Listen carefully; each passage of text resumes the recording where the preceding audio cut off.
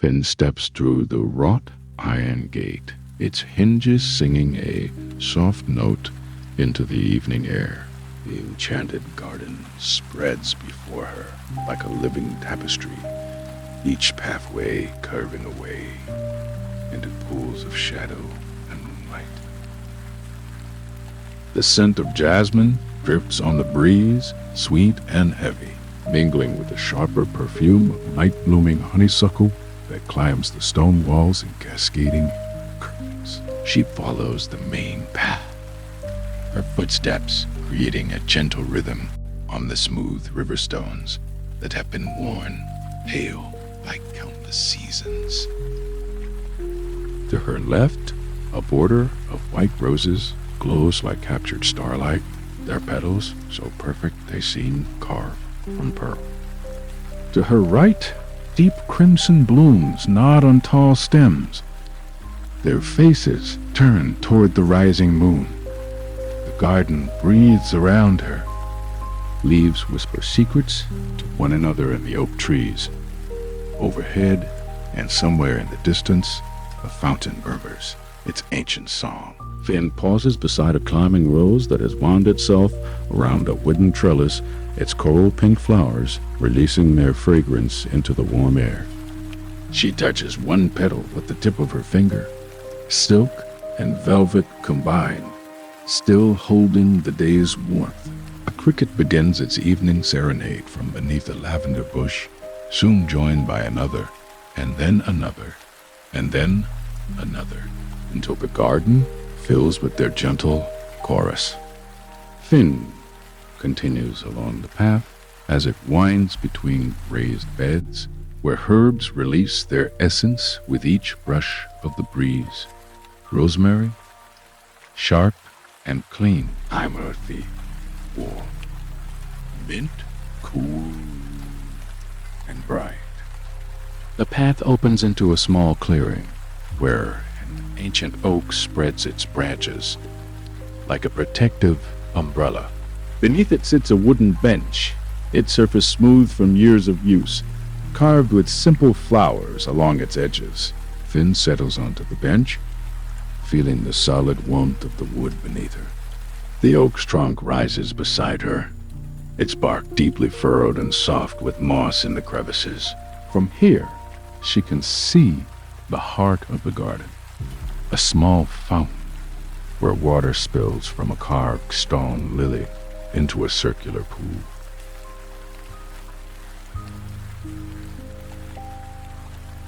The water catches the moonlight and throws it back in dancing fragments, creating patterns of light that shift and flow across the surrounding flower beds. The sound is like gentle rain on leaves, constant and soothing. A night breeze stirs the garden, carrying with it the layered perfumes of a dozen different flowers. Finn breathes in deeply, tasting the sweetness on her tongue. The air feels soft against her skin, neither warm nor cool, but perfect, like silk scarves brushing her arms and face. She rises from the bench and follows a narrower path that leads away from the fountain, past beds of sleeping daisies and tall grasses that sway like dancers in the gentle wind. Here, the moonlight filters through the leaves above, creating a shifting pattern of silver and shadow on the ground at her feet. The first fireflies begin to appear as full darkness settles over the garden. One blinks near her shoulder, a tiny green star that appears and vanishes like a shy smile. Then another glows near the fountain, and another glows near the fountain, and another among the rose bushes, until the garden begins to sparkle with their gentle lights. Finn stops beside a patch of night-blooming cereus, their large white flowers just beginning to unfurl their petals to the moon. She watches one bloom slowly opening, its movement so gradual she can barely perceive it, yet undeniable, life unfolding in its own perfect time. The path curves past a small arbor, covered in climbing jasmine, its white star-shaped flowers glowing in the darkness, like a constellation brought down to earth. Finn passes beneath it, the flowers brushing the top of her head with their soft petals, releasing another wave of that intoxicating fragrance. Beyond the arbor, the garden opens into another small space where herbs grow in neat rows: chamomile with its tiny daisy faces, lemon balm spreading in fragrant mats, and tall fennel swaying on delicate stems. Each plant seems to glow with its own inner light in the moonbeams, creating a silver-green tapestry that shifts gently in the night breeze. A barn owl calls from somewhere beyond the garden walls, its voice hollow and musical. The sound echoes once and fades, leaving only the whisper of leaves and the distant song of the fountain. Finn finds herself at the edge of the herb garden, where another path leads away into deeper shadows, promising new discoveries in the gentle darkness ahead. The fireflies dance more freely now, their lights creating trails of gold and green that linger in her vision like memories of light.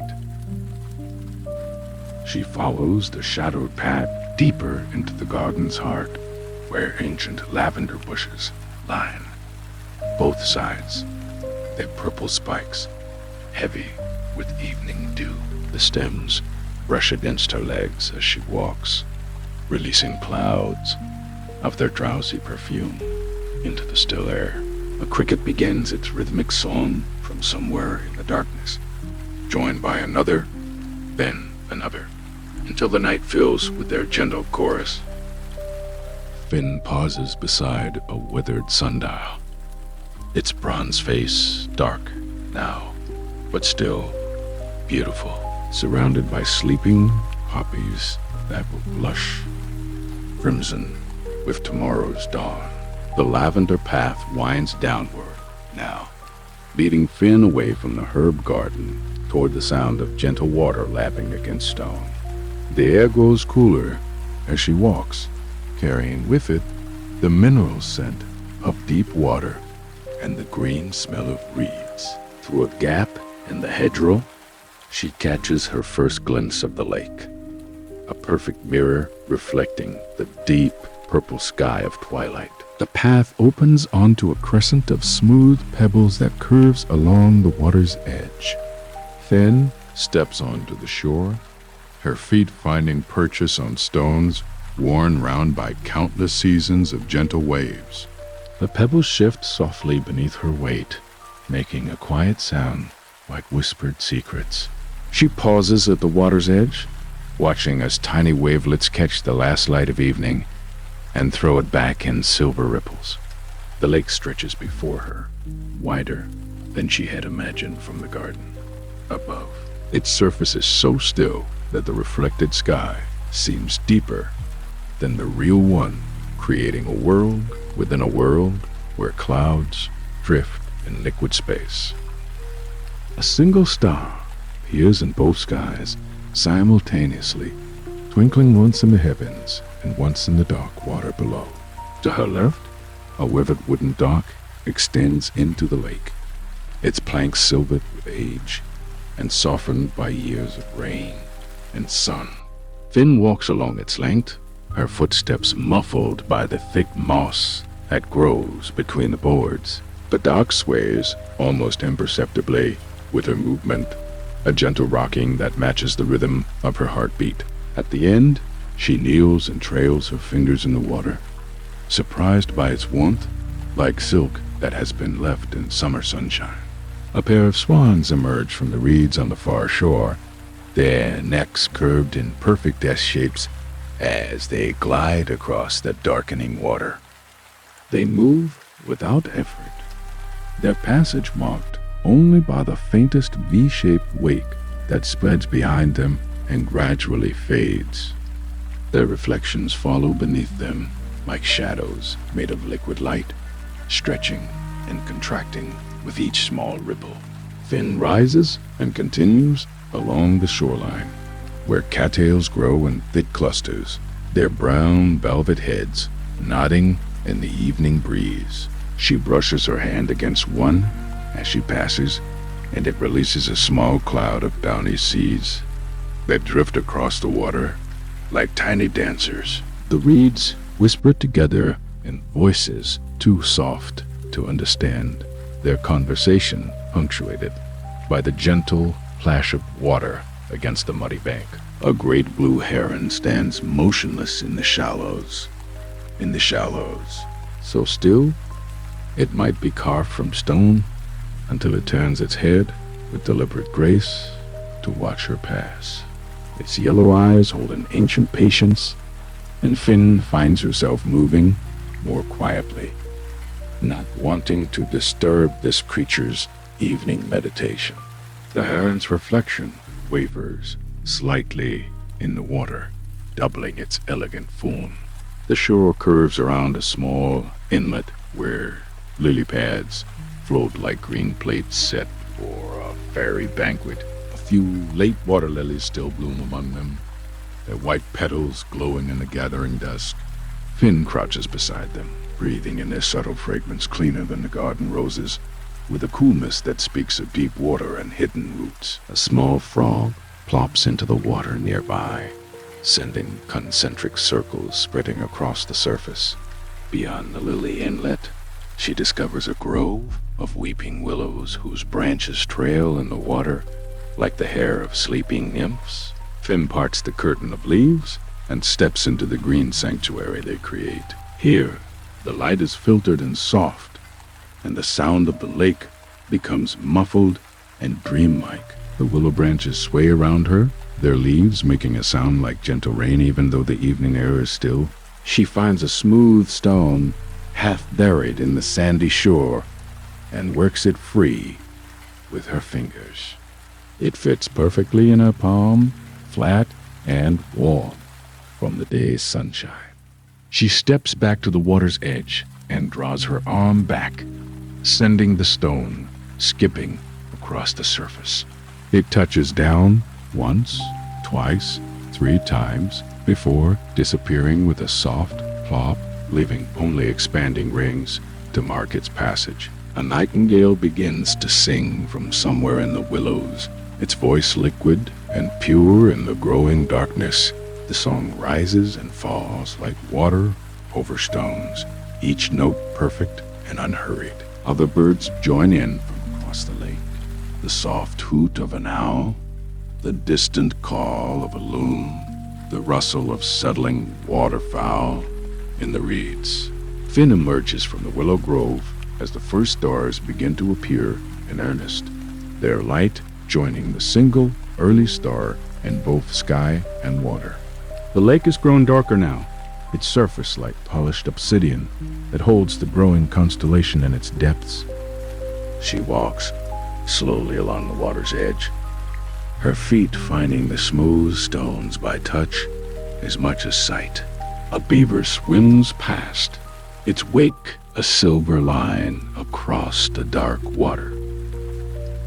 It pays her no mind, intent on its evening business, disappearing into the reeds with barely a splash. The water settles back into stillness, reflecting the growing tapestry of stars with perfect clarity. Finn pauses beside a large boulder that sits half in and half out of the water, worn smooth by countless seasons of ice and waves. She climbs onto its sun-warmed surface and settles cross-legged, surrounded by the gentle sounds of the lake's evening symphony. From here, she can see the whole expanse of water, now dark as midnight velvet and scattered with reflected starlight, like diamonds on cloth. The air carries new scents now, the green smell of night-blooming water plants, the earthy richness of the muddy shore, and underneath it all, the clean mineral scent of deep, pure water. A gentle breeze stirs the surface, sending tiny wavelets lapping against her boulder with a sound like contented sighs. In the distance, she can see lights beginning to twinkle along the far shore. Or perhaps a cottage where someone is lighting evening candles, or lanterns in windows welcoming the night. The lights reflect in the water as golden streaks, wavering and dancing with each small movement of the surface. Finn slides down from the boulder and continues her walk along the shore, where the path leads away from the lake, with a line of dark trees that promise new discoveries. The trees rise like cathedral pillars on either side of the narrow path, their trunks disappearing into shadows that seem to breathe with the forest's own rhythm. Finn steps between them, leaving the open shoreline behind for this quieter realm where moonlight filters down in scattered coins of silver. Her footsteps make almost no sound on the thick carpet of pine needles and fallen leaves, each step cushioned by years of the forest's gentle accumulation. The air here carries a different weight, thicker, richer, filled with the deep green scent of moss and the clean sharpness of pine sap. Finn breathes it in slowly, tasting the earthiness on her tongue, the way it settles cool and clean in her lungs. Somewhere high above, an owl calls, a long, hollow note that seems to echo not just through the trees, but through time itself, ancient and knowing. The path curves gently to the left, following what might once have been a deer trail, or perhaps just the forest's own logic of root and stone. Finn's fingers trail along the rough bark of an enormous oak as she passes, feeling the deep grooves and ridges that speak of decades weathered and seasons survived. The bark is cool and slightly damp, textured like the skin of some gentle giant that stands guard over smaller, more delicate things. Soft rustling draws her attention to the forest floor, where something small moves through the undergrowth. She pauses, watching, and catches a glimpse of a red squirrel as it darts across the path ahead of her, its tail a bright banner in the dappled light. It pauses at the base of a birch tree, sitting up on its haunches to study her with bright, curious eyes before scrambling up the pale trunk and disappearing into the canopy with a flutter of leaves. The sound of water reaches her ears, not the broad whisper of the lake she has left behind, but something smaller, more intimate.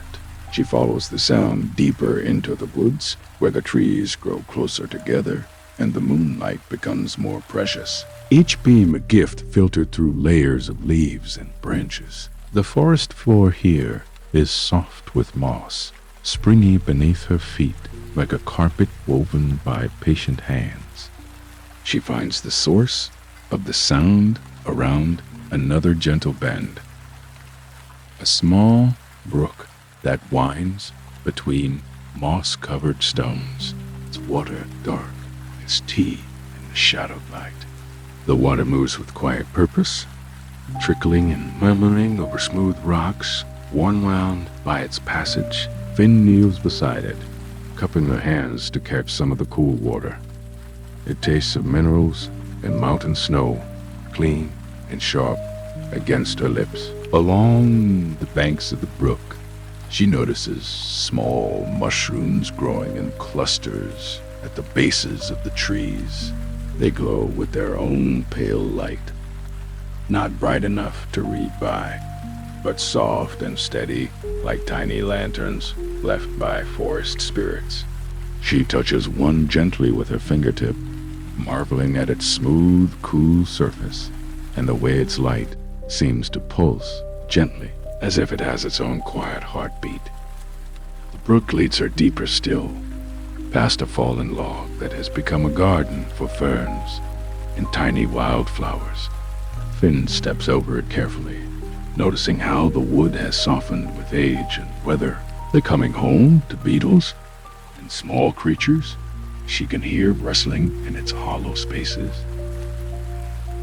A spider has woven its web between two of the ferns, and dewdrops caught in the silk catch what little light filters down, turning the web into a constellation of tiny stars. She follows a bend in the brook and discovers a small clearing where the trees step back just enough to let more moonlight through. Here, the water has carved out a shallow pool, perfectly round and still as a mirror. Night-blooming flowers grow around its edges, pale blossoms that open only in darkness. Their petals white as fresh snow, and their centers glowing faintly yellow in the gentle light. Finn settles on a smooth stone beside the pool, drawing her knees up and wrapping her arms around them. The forest continues its quiet conversation around her. The soft hoot of the owl, now answered by another from across the clearing. The gentle rustle of leaves in a breeze she can barely feel. The patient drip of water from a branch somewhere overhead. A bat flickers past, visible for just a moment as a shadow against the stars, visible through the canopy opening. The reflection in the pool shows her face surrounded by stars and leaves, the boundaries between sky and water, between herself and the forest, seeming to blur in the gentle darkness. But she can feel the heartbeat of the woods beneath her, not just in the stone where she sits, but in the slow circulation of sap in the trees, the quiet breathing of sleeping birds, the patient growth of moss and mushroom and fern. A firefly blinks once, and twice, near the water's edge, its light joining the soft glow of the mushrooms in a symphony of gentle illumination. More fireflies appear, drifting through the clearing like fallen stars that have learned to dance, their lights reflecting in the still pool and doubling the magic of the moment. Finn rises slowly from her stone, reluctant to disturb the peace of the clearing, but drawn by the continuation of the path on the far side of the pool. She steps carefully around the water's edge.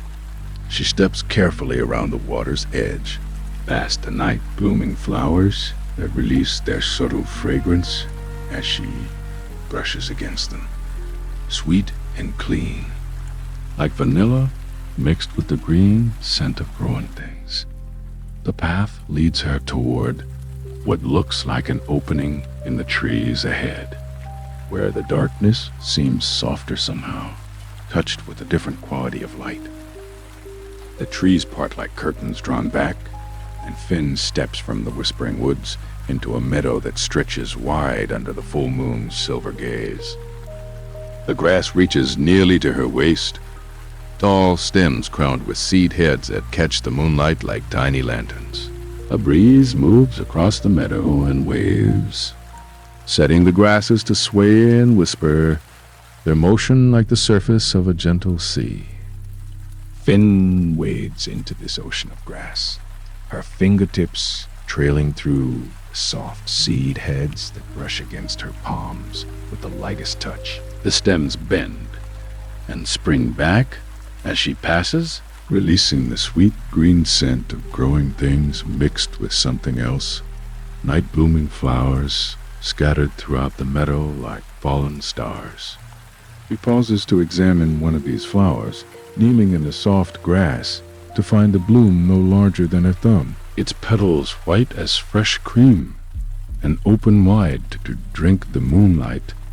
The flower center glows pale yellow, and when she leans close, it releases a fragrance both sweet and mysterious, honey mixed with something wilder, like the scent that rises from deep forest floors after rain. The meadow rolls gently before, dotted with these night flowers that seem to pose with their own. Finn continues walking, her feet finding solid earth beneath the grass, occasionally stepping on patches of moss that yield like cushions under her weight. The air moves around her with the perfect temperature of a late summer night, neither warm nor cool, but exactly the temperature of contentment. Above her, the sky spreads like dark velvet scattered with diamonds.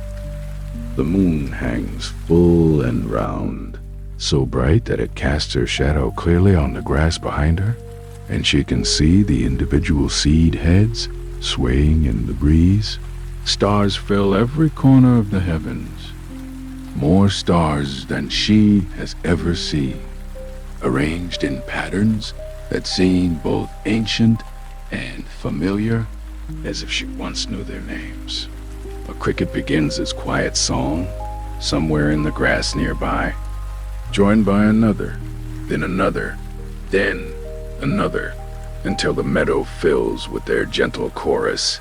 The sound rises and falls like breathing, a lullaby woven from the voices of tiny musicians hidden in the green depths below. Finn discovers that the meadow is not empty of trees entirely. A few ancient oaks stand scattered across its expanse like wise guardians, their broad canopies creating pools of deeper shadow on the silver grass. She approaches one of these trees, running her hand along its deeply grooved bark, feeling the solid strength that has weathered countless seasons. Small night creatures rustle in its branches overhead, not with alarm, but with the quiet movements of settling in for sleep. Beneath the oak, the grass grows shorter and softer, creating a natural carpet. Finn settles here, leaning back against the tree's broad trunk, feeling its ancient solidity supporting her. The bark is surprisingly smooth where it touches her shoulders, worn by wind and weather into gentle curves that seem made for resting. From this vantage point, she can see the entire meadow spread before her, the grass moving in long waves under the moon's steady gaze.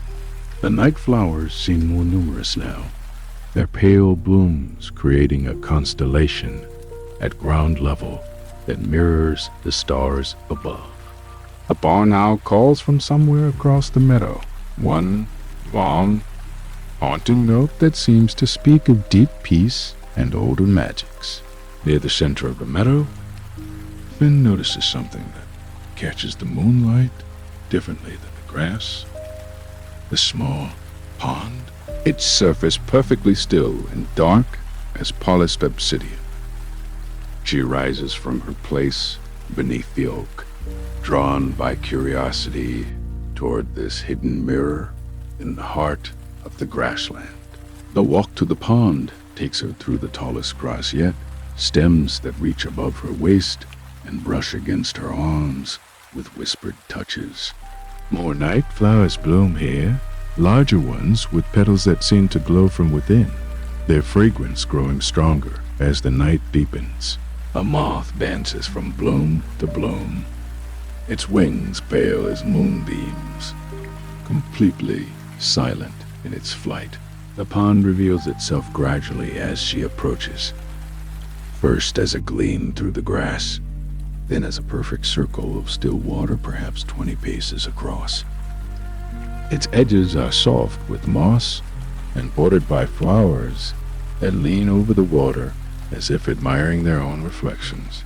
The surface is so still that it captures the entire sky, moon, stars, and all, creating a second heaven lying at her feet. Finn kneels at the water's edge, careful not to disturb the perfect reflection. The water is clear and dark, revealing smooth stones on the bottom and the gentle movement of water plants that sway like underwater grass, A small fish rises to the surface, creating one perfect ring that spreads outward, briefly fracturing the reflected stars before the water settles again into stillness. She settles on a patch of moss beside the pond, drawing her knees up and wrapping her arms around them. The meadow continues its quiet symphony around her. The cricket chorus, the whisper of grass in the breeze, the distant call of the owl And underneath it all, a deeper silence that seems to rise from the earth itself. A shooting star traces a brief silver line across the sky, its reflection appearing simultaneously in the pond's dark mirror.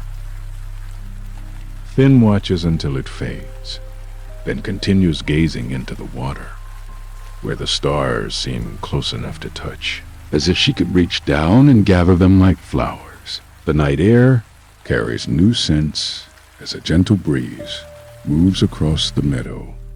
The green sweetness of grass, the honey fragrance of the night flowers, the honey fragrance of the night flowers, and something else, something that speaks of vast open spaces and freedom. The meadow gradually slopes upward at its far edge, where the grass gives way to a line of silver birches that stand like sentinels against the star-filled sky. Finn rises from beside the pond, leaving the reflected stars undisturbed, and makes her way toward these pale trees. Their white bark gleams in the moonlight, marked with dark horizontal lines that look like ancient writing in a language she cannot read. Beyond the birches, she discovers what she has been seeking without knowing. A glade so perfectly circular, it might have been drawn by a careful hand. Ancient oaks form its boundaries, their massive trunks standing well apart from each other, their canopy high overhead, creating a natural cathedral. Between their branches, stars shine down in brilliant points of light, each one clear and distinct in the crisp night air. The floor of the glade is carpeted with moss, so thick and soft it yields beneath her feet, like the finest carpet. Finn kneels and runs her hands across its surface, feeling the tiny leaves that make up this living floor. The moss is cool and slightly damp, carrying the earthy scent of growth and the deeper mysteries of the forest floor. At the glade center grows a single oak, older and more massive than all the rest. Its trunk is so wide that Finn could not wrap her arms around even half its circumference. The bark is deeply furrowed, creating patterns of shadow and silver where the starlight catches on its ridges. Patches of soft lichen grow in the deeper grooves, pale green and silver gray, adding their own quiet beauty to the ancient wood. Finn approaches this grandfather tree slowly, drawn by its presence.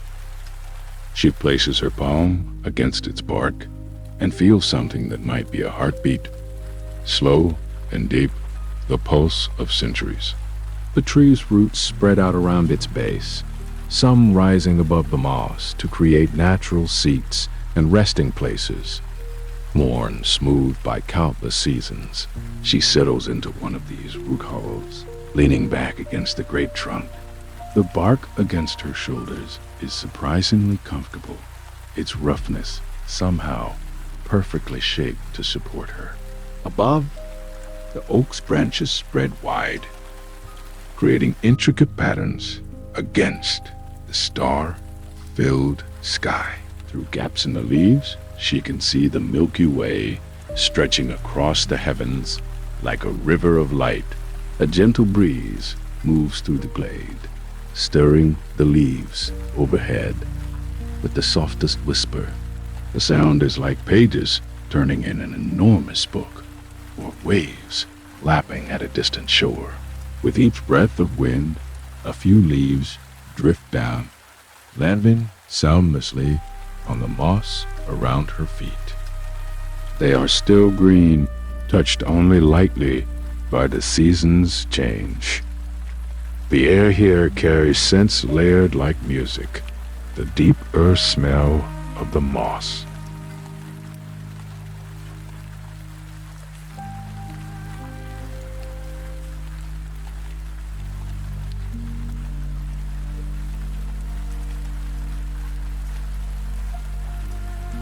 the clean green of the oak leaves, and underneath it all, something that speaks of wild lavender growing somewhere nearby.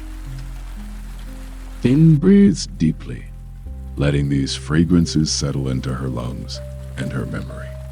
Around the edges of the glade, she notices small flowers blooming in the spaces between the great tree's roots.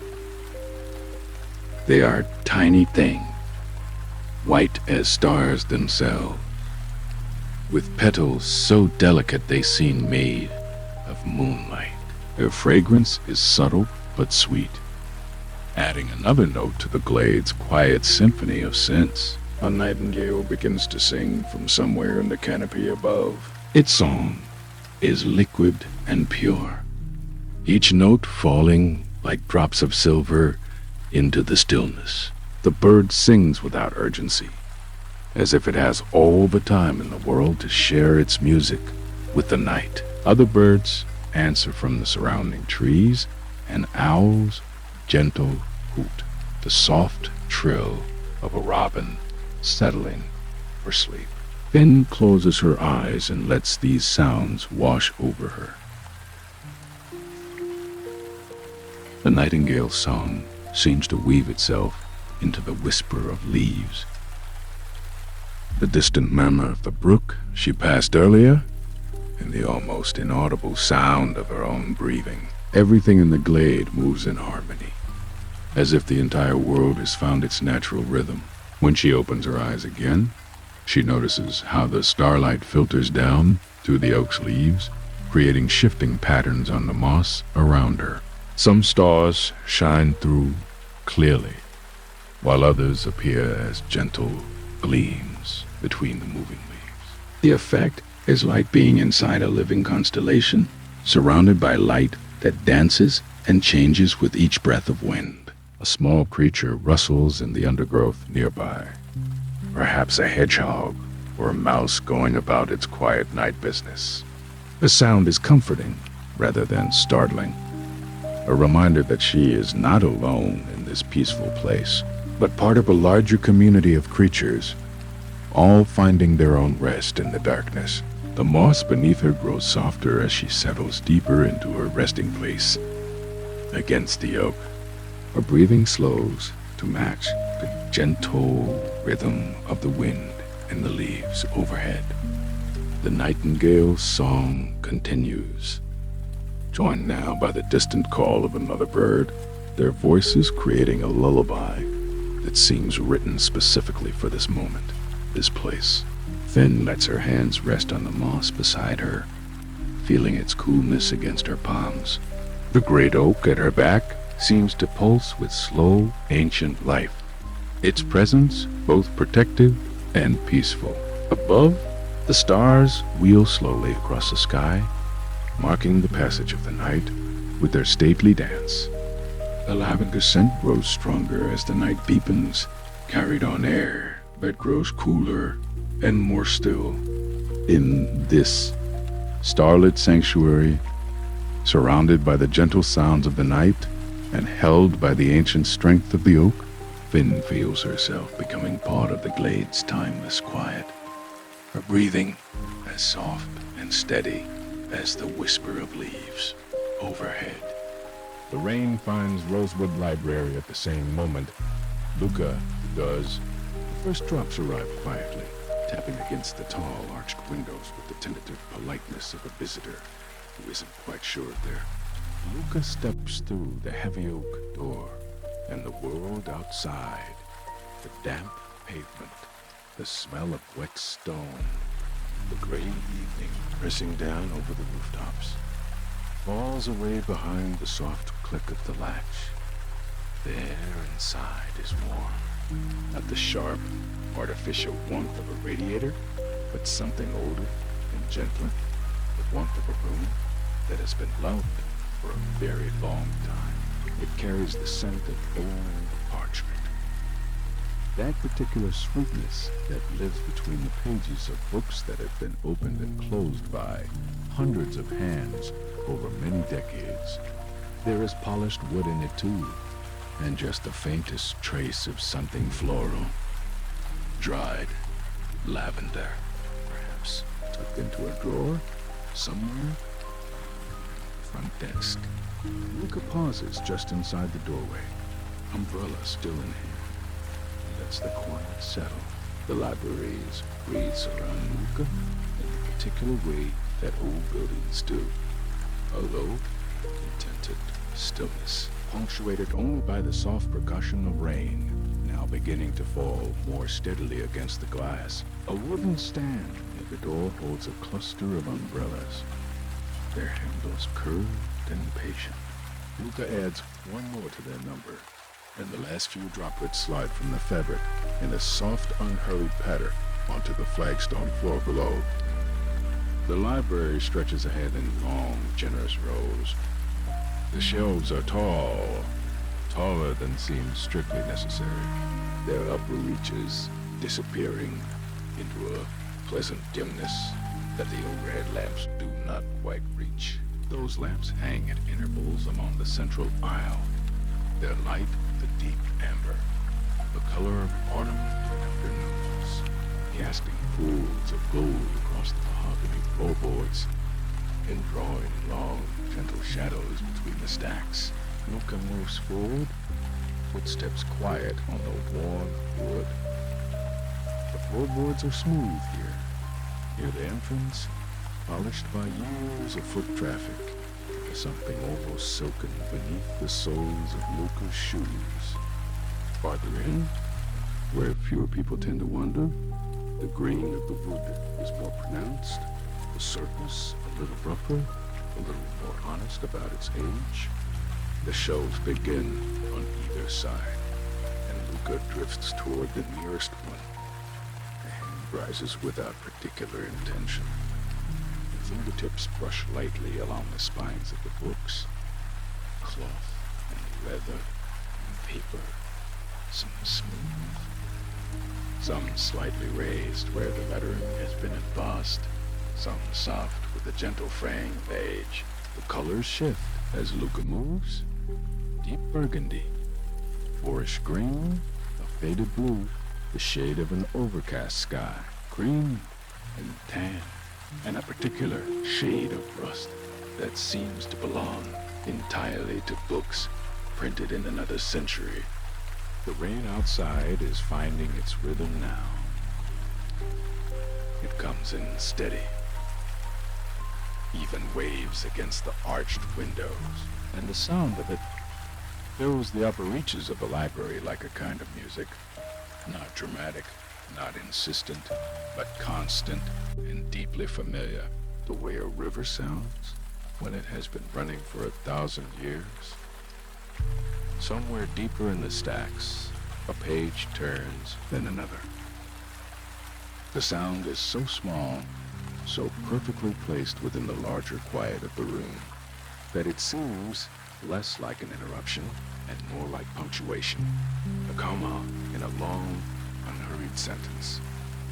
There are other readers here, late-night visitors like Luca, though they are invisible from this angle, tucked between shelves or settled into chairs somewhere beyond the reach of the amber lamplight.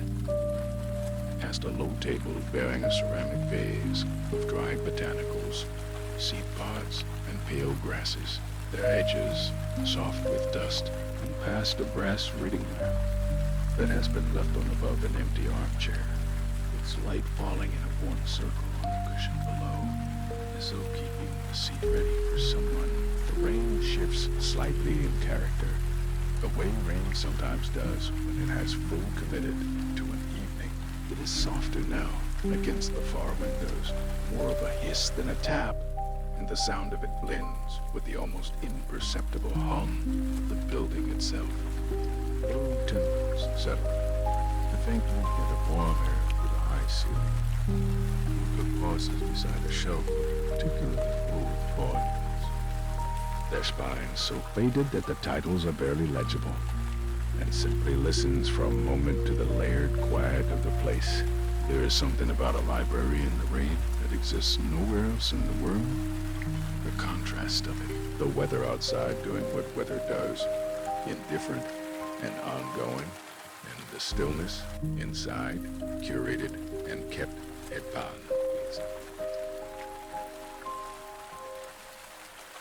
Safe is perhaps too simple a word. Held, maybe. The feeling of being held by a place where the aisle curves slightly to the left and the lamplight grows a little dimmer.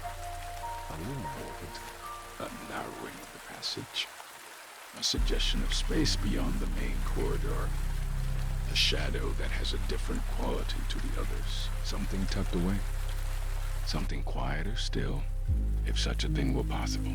Luca's footsteps carried forward, slow and easy, toward the curve in the aisle, whatever waits beyond it, in the warm amber darkness. The curve in the aisle draws Luca forward the way a quiet thing always does. Not with insistence, but with a kind of patient gravity. The amber lamplight thins here, softening into something more like candlelight, and the shelves on either side grow taller, or perhaps the ceiling simply feels lower, more intimate, the way rooms do when they have been lived in quietly for a very long time. The floorboards beneath Luca's feet change as the aisle curves. They are narrower, the planks closer together, and they creak just slightly with each step. Not a sharp sound, but a low whisper.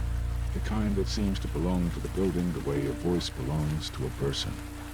Luca slows, almost without deciding to, letting the feet find the quieter places between the boards, moving through the hush the way one moves to a room where someone is sleeping.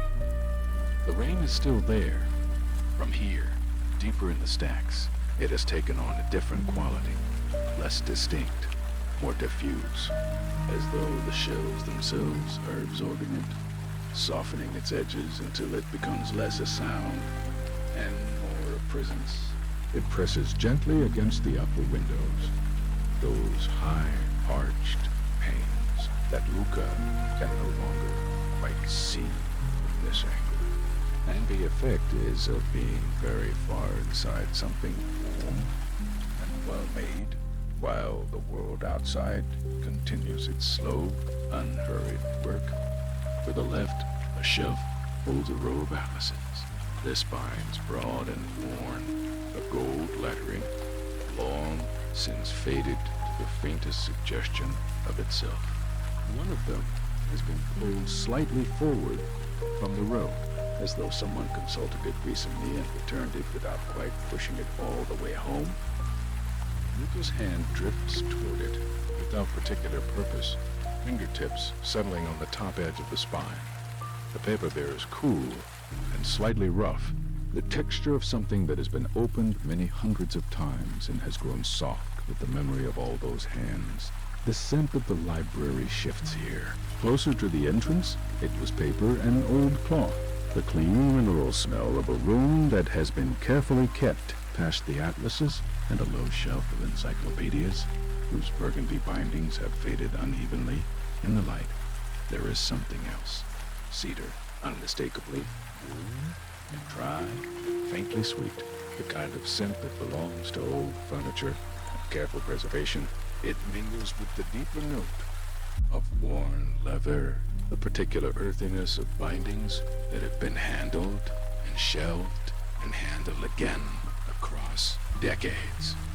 And the combined effect is of a smell that feels less like a place and more like a time.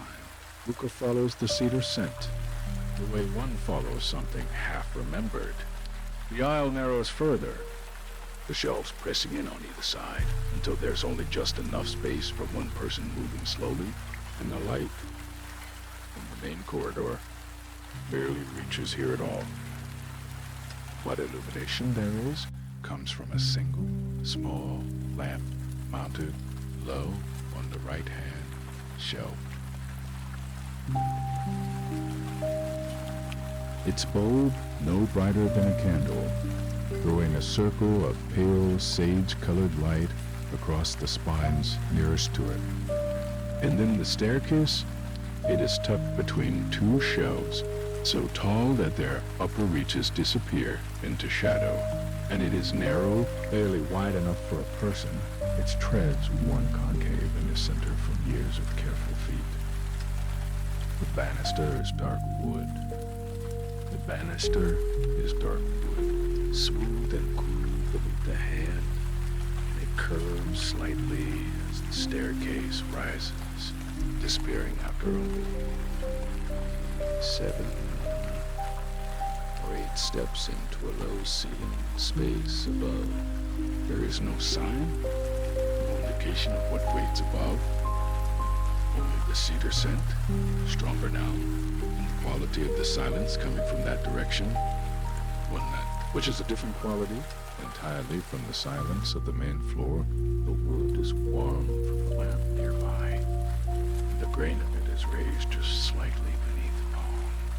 The polish worn away in the places where hands most naturally rest. The first step gives a low sound underfoot, a single quiet note. In the second, Luca is moving through the narrow passage between the shelves, the smell of cedar deepening with each step, the rain above growing incrementally closer and more present. At the top of the staircase, the space opens. Not dramatically, it is still a small room, a tucked-away room, the kind that seems to have been made from whatever space was left over after everything else was built, but it opens. And opening of it has the feeling of an exhale. The nook is low-ceilinged and lined on 3 sides with shelves that reach from floor to ceiling, every inch of them filled. The books here are older still than those below. Their spines cracked and faded, their colors muted.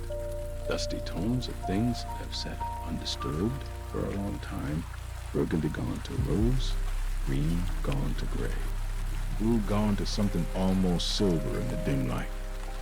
A small round window sits in the far wall, barely larger than a dinner plate, and through it the rain traces slow lines down the glass, each drop catching what little light exists and carrying it briefly before it falls. Beneath the window, angled to catch whatever light the day might offer, sits the armchair. It is large and deep, upholstered in a fabric that was once a rich teal and has softened over time into something more like the color of sea glass. Pale, quiet. The arms are slightly flattened where they have been rested on. The seat cushion holds a gentle depression in its center, the shape of years of reading. A small wool blanket has been folded across one arm, dark gray, its edge slightly unraveled, the kind of blanket that has been washed so many times it has become more soft than fabric, more comfort than cloth. Luca moves toward the chair, the way one moves towards something already familiar. The floorboards up here are bare and close-grained, and they are warm underfoot in a way that the main floor was not. The heat of the lamp below rising gently through them. The cedar smell is strongest here, coming from the shelves themselves. Foot of the chair, from the very air of the small room, which has been sealed from the rest of the library long enough to develop its own particular atmosphere, on the small side table beside the chair, a table no larger than a footstool, its surface ringed with the pale circles left by many cups of tea. There is a book. It has been left there deliberately, placed with its spine facing up, as though whoever set it down intended to return. The binding is deep red, almost the color of old roses, and the lettering on the spine is gold, real gold leaf, Luca thinks, the kind that catches light differently depending on the angle, shifting from bright to matte as the eye moves across it. Luca settles into the armchair. The cushion receives the weight of a body with the ease of long practice, yielding slowly. The fabric cool at first, and then warming quickly, conforming to the particular shape of someone sitting still. The wool blanket is within reach, and Luca draws it across without unfolding it fully. Just enough to cover the lap, just enough to add that small additional warmth that makes the difference between comfortable and deeply, completely comfortable. The book comes off the table and into Luca's hands. It is heavier than it looks. The boards are thick. The paper inside dense, cream-colored, the kind of paper that has texture when the thumb rubs across the edge of the pages. The cover, when Luca turns it to read the title, is embossed as well as lettered. Small roses pressed into the red cloth at each corner, their petals raised just enough to feel under the fingertips, intricate and still. Beauty and the Beast. The title sits in its gold lettering on the cover, unhurried and complete, and below it, a single illustration. A rose in a glass case.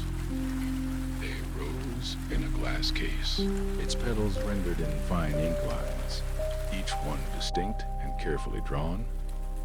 Luca opens the book to the first page, and the spine gives a small, soft sound, not a crack, but a sigh. The sound of something opening that has not been opened in some time. The rain on the roof above is close now, meeting a steady and even percussion against the slates. From here, in the armchair, beneath the low ceiling of the nook, it sounds less like weather and more like company. A presence that asks nothing, requires nothing, simply continues its quiet work on the other side of the roof.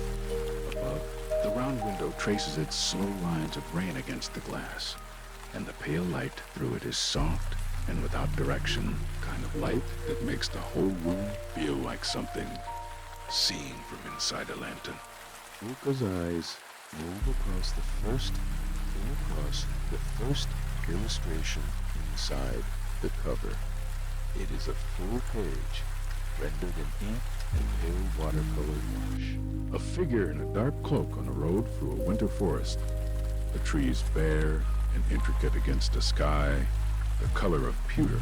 The lines are fine and deliberate, the kind of illustration that rewards slow looking, where the longer the eye stays, the more it finds. A bird on a branch in the upper corner, a stone wall, half buried in snow at the road's edge, the suggestion of a light far ahead between the trees.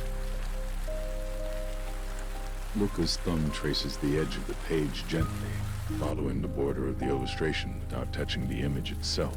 The paper is slightly cooler than the surrounding air, and the ink has a faint raised quality where it is thickest, where the artist pressed hardest into the page. Outside, the rain finds a new rhythm, slightly slower, slightly softer, as though the evening itself is beginning to settle into something more permanent, more decided. The cedar and leather of the air, the warmth of the lamp rising through the floorboards, the wool blanket across the lap, the book open in the hands, all of it arranges itself into a particular stillness, the kind that does not require effort to maintain. The world outside continues its reign. The library below continues its quiet, and in the small nook above the stacks, Luca turns to the first page of the story. The first page of the story is a single column of text, set in a typeface with just enough weight to feel considered, deliberate, as though each letter was placed rather than printed. The words begin simply, as old stories do.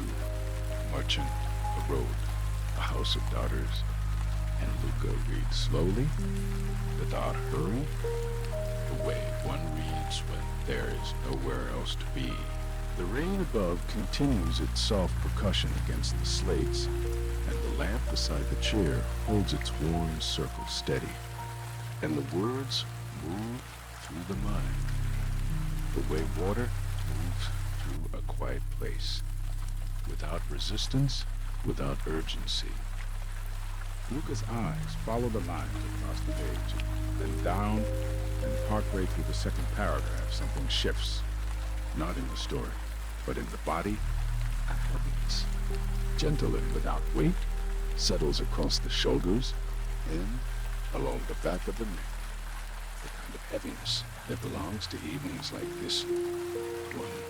The lamplight and rain and the smell of old paper and cedar with a particular warmth that builds slowly inside wool and cushion in the accumulated stillness of a room that has been quiet for a long time. Luca reads on, but more slowly now. The merchant rides through a forest in the story, and the trees around him are described in careful detail. Branches heavy with snow, the road narrow to a pale line between dark trunks. The silence of a winter wood pressing in from all sides. It is not so different, Luca thinks, from the feeling of this alcove. The stacks below, like close trees, the rain, like the hush of snow, the lamp like some distant light glimpsed through the branches. The book rests more fully on the lap now. Luca's grip on it has softened, the fingers no longer holding so much as receiving. The spine of the book resting in the curve of the palm, with its own small weight. The embossed roses at the corners of the cover press, gently into the skin. Just barely, just enough to be felt. Just enough to be felt. 4 small points of texture that anchor the hands to the object, and the object to the evening. Outside, the rain has shifted again. It is softer now, more deliberate. Each drop arriving with a little more space around it than before, as though the sky is becoming more careful, more measured in what it offers. Through the round window above. Through the round window above, the glass is still traced with slow lines of water, but the lines are thinner, and the light that comes through is a deep and even gray, the color of the hour between last light and full dark, the color of a world that has decided to rest. Luca's gaze drifts upward from the page. The skylight above the nook is a small rectangle of that same gray, framed by the dark wood of the ceiling, and against it the rain draws its slow and shifting patterns, a line appearing at the top edge and tracing itself downward, branching once, twice, then reaching the frame and disappearing. Another begins where the first ended. The patterns are never quite the same, yet they're never quite different. Watching them, watching something that has no beginning, no end, only the continuous and unhurried middle. The library below is very quiet. Somewhere in the stacks, far down and distant, there is the soft sound of a page being turned. A single, papery whisper that rises and fades before it can be fully heard. Then nothing again. The silence that follows is not empty but full. The way silence in old buildings always is, as though the walls themselves hold the accumulated quiet of every evening that has passed inside them. The merchant in the story has found the enchanted castle now.